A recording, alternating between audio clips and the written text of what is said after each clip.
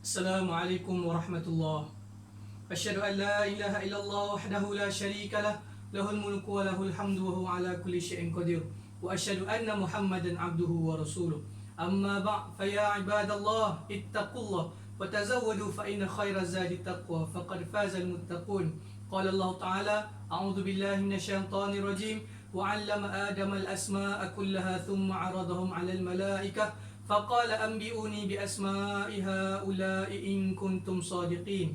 Sidang Jumaat sekalian, saya menyeru kepada diri saya sendiri dan tuan-tuan sekalian, marilah kita bersama-sama meningkatkan ketakwaan kita kepada Allah Subhanahu wa taala dengan penuh keyakinan dan keikhlasan dengan melakukan segala suruhannya dan meninggalkan segala larangannya.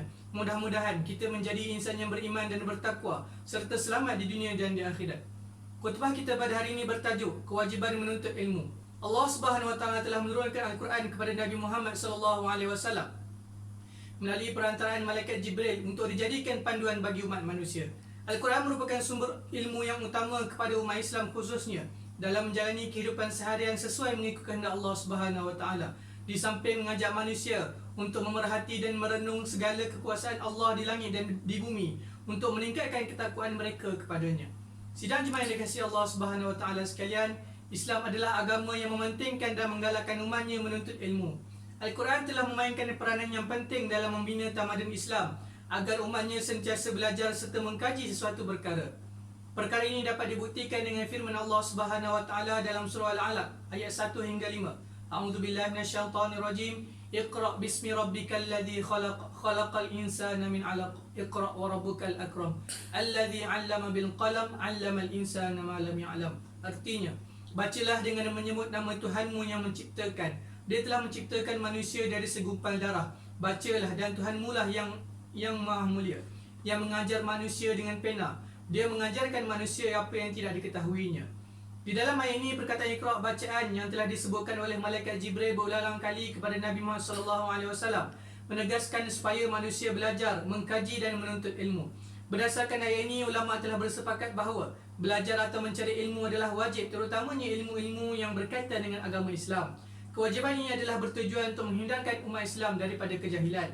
Kewajiban menuntut ilmu juga itu disebutkan di dalam beberapa hadis, seperti hadis riwayat Ibnu Majah yang berbunyi talabal ilmu faridatan ala kulli muslim, yang maksudnya menuntut ilmu adalah kewajiban bagi setiap individu muslim. Hadis riwayat Ibnu Majah. Sidang jemaah yang dikasihi Allah Subhanahu wa taala sekalian, Allah meletakkan darjat yang tinggi dan istimewa bagi bagi orang yang berilmu dan sedang menuntut ilmu. Firman Allah Subhanahu wa taala di dalam surah Al-Mujadalah ayat 11, A'udzubillahi minasyaitonirrajim. Fanshuzu yarfa'illahu alladhina amanu minkum walladzina utul ilma darajat wallahu bima ta'maluna khabir. Artinya, supaya Allah Subhanahu wa taala meninggikan darjat orang-orang yang beriman di antara kamu dan orang-orang yang diberi ilmu pengetahuannya agama daripada kalangan kamu dengan beberapa darjat. Surah Al-Mujadalah ayat 11. Berdasarkan ayat ini, Allah Subhanahu wa taala akan mengangkat darjat golongan-golongan orang yang beriman dan menuntut ilmu. Rasulullah sallallahu alaihi wasallam bersabda yang bermaksud, barang siapa yang menempuh satu jalan untuk menuntut ilmu, maka Allah Subhanahu wa taala akan memudahkan baginya jalan untuk ke syurga. Tidaklah satu kumpulan berkumpul di dalam sebuah rumah di antara rumah-rumah Allah membaca kitab Allah iaitu Al-Quran dan mempelajarinya sesama mereka, melainkan akan turun kepada mereka sakinah, yakni ketenangan, diliputi ke atas mereka rahmat dan dinaungi oleh malaikat, serta Allah Subhanahu wa taala akan menyebut mereka kepada para malaikat yang berada di sisinya. Hadis riwayat Muslim. Justeru sangat beruntunglah bagi mereka yang sentiasa menuntut ilmu ketika hidup di dunia.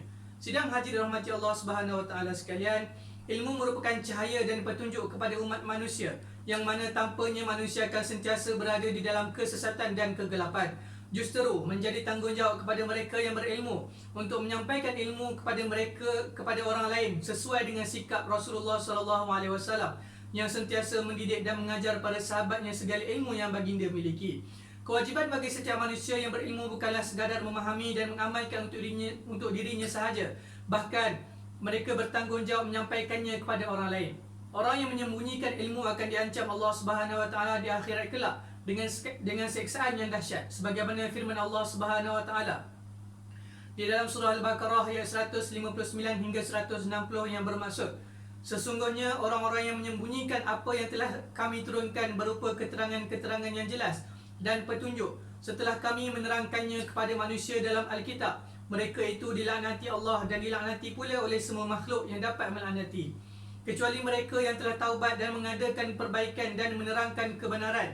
Maka terhadap mereka itulah aku menerima taubatnya, dan akulah yang maha menerima taubat lagi maha penyayang. Justru melalui ayat ini dapat difahami bahawa wajib bagi kita sebagai orang yang berilmu untuk terus menyampaikan ilmu agar terselamat daripada ancaman Allah di akhirat kelak. Para tetamu Allah Subhanahu Wa Taala yang diberkati, sebagai mengakhiri khutbah kita pada hari ini, marilah hayati beberapa kesimpulan sebagai renungan dan bekalan kita bersama. Pertama, menuntut ilmu adalah wajib ke atas setiap individu. Kedua, Allah Subhanahu Wa Taala mengangkat darjat mereka yang sentiasa menuntut ilmu. Dan ketiga, ancaman azab dan siksa Allah Subhanahu Wa Taala kepada mereka yang menyembunyikan ilmu mereka daripada orang lain. Barakallahu li wa lakum bil Qur'ani bil kitabi was sunnah wa naf'ani wa iyyakum bil ayati wal hikmah. Aqulu qawli hadza wa astaghfirullahal azim li wa lakum wa lisairil muslimina wal muslimat. Innahu huwal ghafurur rahim.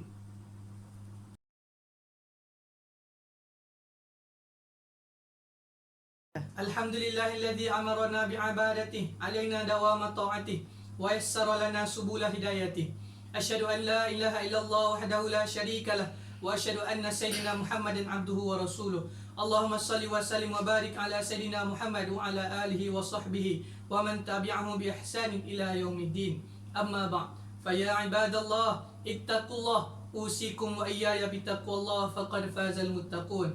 Allahumma salli ala sayyidina Muhammad wa ala ali sayyidina Muhammad kama sallaita ala sayyidina Ibrahim wa ala alihi sayyidina Ibrahim wa barik ala sayyidina Muhammad wa ala alihi sayyidina Muhammad kama barakta ala sayyidina Ibrahim wa ala alihi sayyidina Ibrahim fil alamin innaka Hamidum Majid.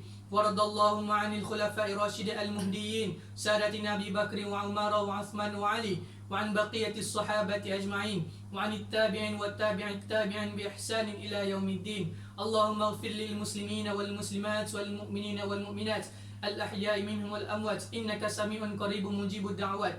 Allahumma alfun baina qulubina wa aslih zati bainina waj'alna minar rasyidin. Allahumma ahsin akibatana fil umuri kulliha wajirna min khizyi dunya wa adzabil akhirah ya rabbal alamin. Allahumma ihfaz bidawamil auni wal hidayati wat taufiq was sihhati was salamati minka ya karim. Maulana al-wathiq billahi sultan mizan zainal abidin ibn al-marhum sultan Muhammad al-muktafi billahi syah wa anzala rahmah alaihi wa ala sultanah nurah zahira sultanah terenjanu. Wahfazu awduhu wa alhahu wa dhawihi wa aqaribahu wahfaz ulama'uhu wa wuzara'uhu wa qadatuhu wa amalahu wa ra'ayahu minal muslimina wal muslimat wal mu'minina wal mu'minat fid dunya wal akhirah birahmatika ya arhamar rahimin. Allahumma ihfaz walil ahdi tanku Muhammad Ismail ibn al-Wathiq billahi sultan mizan zainal abidin. Rabbana alimna anfusina wa illam taghfir lana wa tarhamna lanakunanna minal khasirin. Rabbana atina fid dunya hasanatan wa fil akhirati hasanah wa qina adzabannar. Wa sallallahu ala sayyidina Muhammad wa ala alihi wa sahbihi wa baraka wa salam. Walhamdulillahi rabbil alamin. Ibadallah, innallaha ya'muru bil adli wal ihsan wa ita'i dzil qurba wa yanha 'anil fahsya'i wal munkari wal baghi. Ya'idzukum la'allakum tadhakkarun. Wadhkurullahal 'azima yadhkurukum washkuru 'ala ni'amihi yazidkum was'aluhu min fadlihi yu'tikum waladhikrullahu akbar wallahu ya'lamu ma tasna'un. Qumu ila salatikum yarhamkumullah.